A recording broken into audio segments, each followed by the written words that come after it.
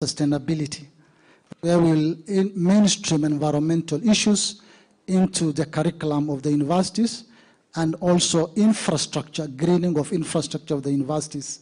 We are working closely to ensure that even for the MDS, ministries, departments, and agencies will be able to influence this and have environmental sustainability being reported, because MDS report to us on environmental sustainability. I think we will scale up this with the research institution and higher education institutions. Thank you. Thank you. Thank you so much, DG. We had some question to the EU delegate. Well, thank you very much. I think I will address the question that Robert put, I think, on global value chains, and Thomas on standards, and perhaps also on the digitalization. I mean, you know, on the global value chains and how we should look at that, I mean, it's very clear that EU legislation is something that is happening at the rapid phase at the moment. We have you know, our Green Deal, which is essentially a lot about regulatory work within the EU. But obviously, you know, all that regulation has an impact, an external impact on our partners as well. And so the circular economy, I think, is no exception. I mean, the action plan that we have has introduced also a lot of regulatory measures that do have an impact on global value chains, such as, for example, the Sustainable Products Initiative, the eco-design regulation, the waste shipment legislation. And if you go beyond the circular economy, it doesn't stop there. We are talking of due diligence legislation, deforestation, and there are many examples where these standards that we are creating at European level do have an impact. Now, we are trying to push as International Partnership Department our internal discussions to more and more look not only on the impact of this legislation internally and push for impact assessments that also look at the global and external impacts. That has been a challenge, and we are knowledgeable about that, but we're working, and I think we're making progress. However, I think that it really begs for us to be able to also sort of, after we have legislated, to devise measures where we can support the capacities and compliance efforts that may be needed for our partners to live up to those standards. And not least because, obviously, I mean, it's very much at the core of what we want to do is to support Kenya, for example, to tap into the global value chains. And we are a very interesting market for Kenya, and I think that we have all the interest also from our side to help Kenya with sometimes quite challenging and rapid phase of regulatory work. Now, what kind of opportunities we have? Obviously, we are always there ready for dialogue, but then depending on the case, we do have means to do it through technical assistance, through short-term, whether targeted or more general way of tackling these things. There are also some exchanges. We are also these days expanding our twinning and TIEX opportunities, which could then provide you know, on-hand exchanges where someone from EU knowledgeable of what we have done would come and help the government. So this is really what we would like to do, because we don't want to stifle you know, the markets, and the global value chains are key for us. So that support is there, and we are very much, I think, ready to increase it also. Now, on the digitalization, maybe just to mention that, I mean, the green transition will not happen without digitalization. And I think, again, I mean, our role as EU is the same as with other challenges. We are certainly you know, ready to look at the digitalization challenge in the circular economy area and see then whether we can do also some support there. It's very much, I think, present in many parts of the green transition, but also in this area. Thank you. Thank you so much. I think I like that reaction. I think one thing you've really put across, which members should note, is the support that is there. I think there has been a debate in various circles, especially if you go into the trade circles. There's a lot of trade being affected going to EU based on the Green Deal and the various legislation that are coming, and how to comply and how not to stifle the value chains and what support exists. I think that's a good point. There was a question also around double dipping. I don't know whether, Priyan, you had mentioned the move in the global economy. You want to take it up? Yeah, or maybe, well, there are so many questions, so I took notes. So let me start with that one. I think international plastic credits, which I'm assuming what you're referring to, is corporates paying an offsetting fee for plastics to recycle their own plastics or the equivalent amounts, and the plastics they should sponsor should be plastics that otherwise would not have been recycled. So in a perfect world, when EPR was so efficient that everything gets recycled, there shouldn't be a role for plastic.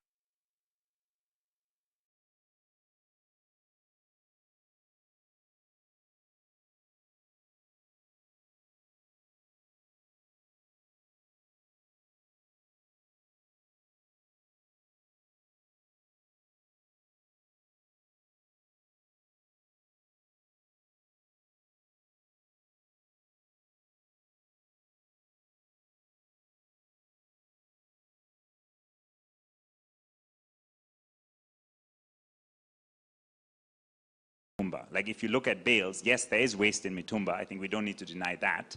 But I strongly, from what we have seen, it is not 30 to 50% what the report is stating, but it's somewhere 5% or lower. Because also purely looking at financially, people wouldn't spend fortunes of importing it, spending a lot of money on taxes if 50% of it was waste. So I think there is a problem, but the majority of textile waste we are seeing is actually a little bit of that waste. A lot of it is just end-of-life textiles when people have worn the mitumbas and no longer use them and discard them. That's where we're seeing most of the waste. And also separately, we also need to be honest that even locally produced textile produces significant amounts of waste because offcuts and things like that also produce waste. So I think the picture there is a bit more nuanced than that report suggests from our point of view. Quickly to the other questions. EU directive, so I think the EU will in the future probably be one of the biggest import markets for high quality waste materials and plastics, because the EU is putting regulations in place such that there will be paid a premium eventually for recycled plastic, because the EU is forcing manufacturers to use plastics, which is great. So naturally, I think Kenyan companies looking to export should orient themselves against EU standards, because this is where there will be premium prices in the future compared to other markets. And then I think, lastly, on the skill gap, I think, yeah, it would be great if there are more things, especially technical, very practical things, forklift driving, wheel loader driving, welding, things like that, and ideally even a lot focused on women. That is a quick comment there. And then lastly, on research, so from our point of view, I think a lot of the technology exists, but maybe knowing how to pick the technology, knowing which technology to use, and knowing how to install it, implement it, that's where the challenge lies. So I think I wouldn't necessarily put the focus on inventing local technology as much as trying to, I know what technology can be used where, under what conditions, and how to actually use it, implement it, install it, and maintain it.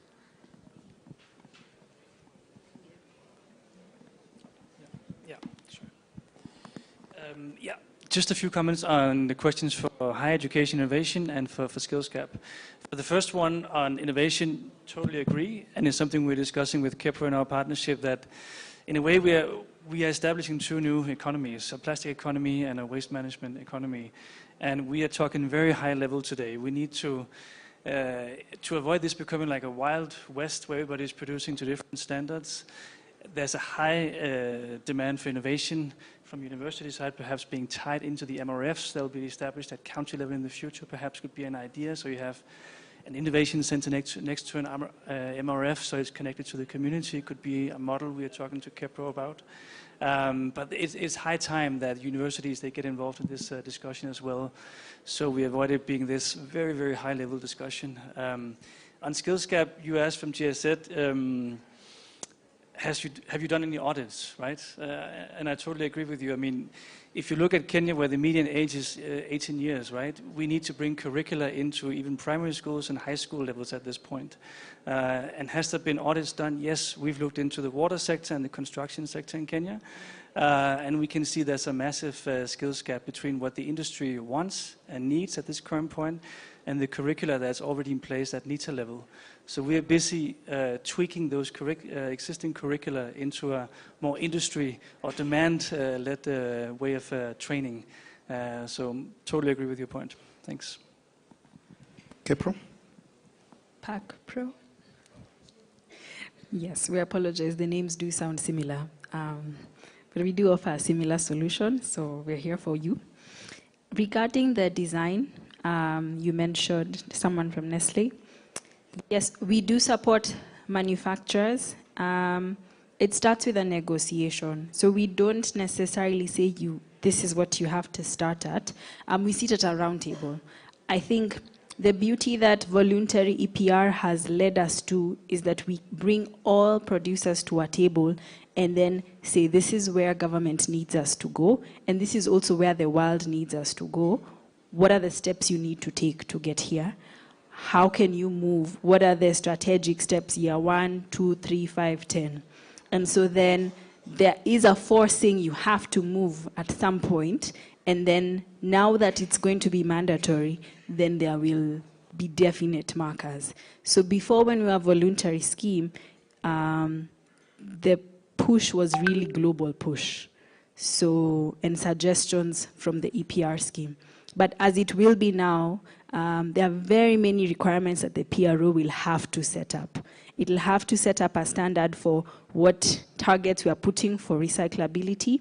And this is in partnership as well with the Kenya Plastics Pact, where, if you're aware, there are certain standards they've already said we want to get to 40% recyclable material in our products. So those targets then push us to operationalize how that will go. And one of the other things then the PRO would do is support and give some form of relief. Sort of like if you have insurance, you get a relief. Just an incentive to our producers to say, okay, you have done this much in improving your product design. How can we then say, thank you for doing a good job? So those are some of the conversations we're saying, come to the table, let's have that discussion in terms of how can we shift your product to being a green product? What is the cost it's going to take? You're paying EPR fees, how can we then figure out that modality? So regarding that. And then when it comes to subsidizing recyclers, and especially the SME recyclers, linking with the Association of Waste Recyclers, we are in constant conversation with the Association of Waste Recyclers. We do meet, we do engage, so we do know that there are SMEs going on. So when EPR was happening, we were a voluntary organization, and that meant our capacity, or at any one point, our support to the recyclers is based off the capacity that our producers have. So they have X, then we support X minus, of course, admin fees. So as we continue to expand, then that continues to expand our support to as many recyclers as possible. So one thing I would want to give as a disclaimer or as a take into consideration is that implementing a policy is definitely like moving a ship from one direction to the other. So there's a lot of excitement because there's going to be a lot of support coming in, and we are very excited to give support. But we also want to give sustainable support, and we also want to make sure everyone understands how we are shifting.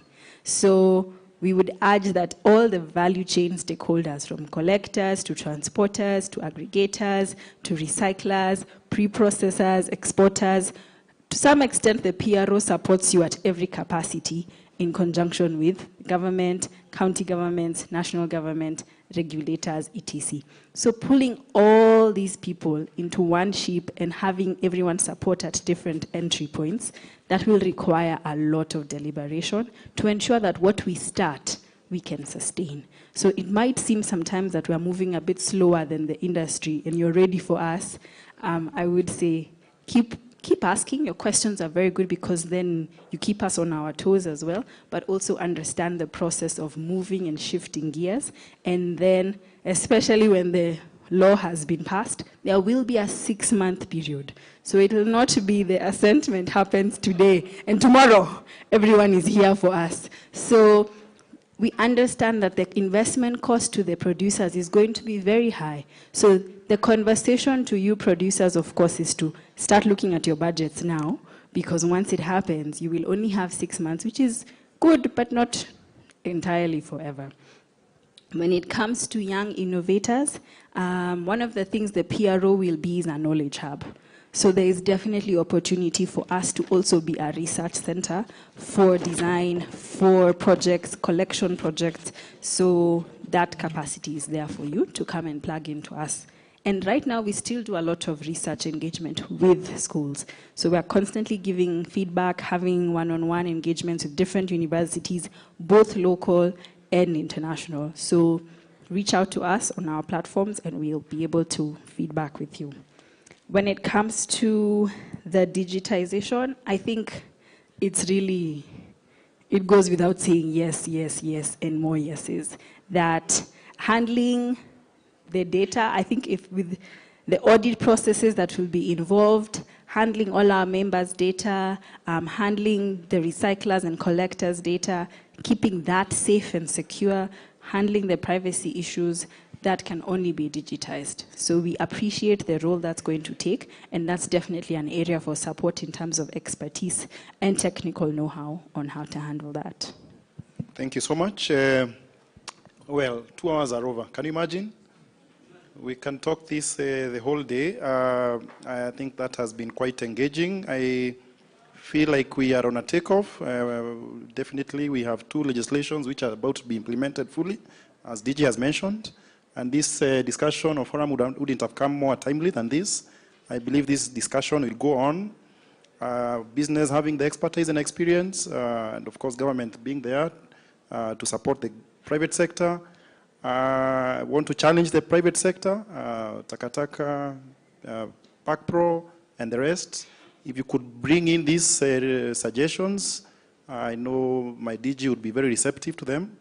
On policy areas, reforms, and incentives that you feel that then government can look at it. So allow us to end it there, colleagues, delegates. I think we need to really give a warm appreciation to the panel before us.